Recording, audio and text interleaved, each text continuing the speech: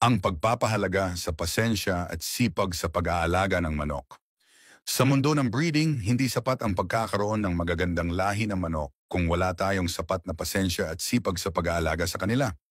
Maraming breeder ang nagmamadali sa proseso, ngunit ang tunay na tagumpay ay nasa mga taong handang maglaan ng oras at pagsisikap para sa bawat hakbang ng pagpapalaki ng kanilang alaga.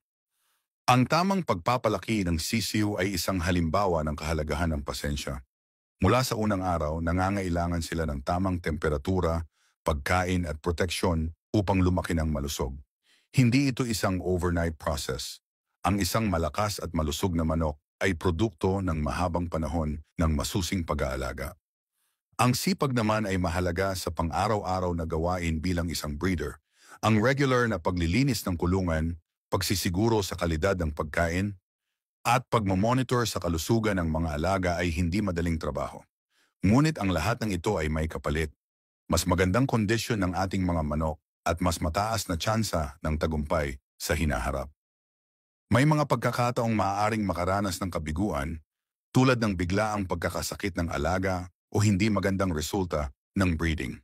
Ngunit dito pumapasok ang tunay na pagsubok ng isang breeder.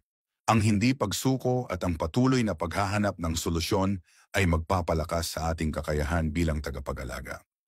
Ang tunay na tagumpay sa breeding ay hindi lang nasusukat sa dami ng ating naaalagaan, kundi sa kalidad ng ating pag-aalaga.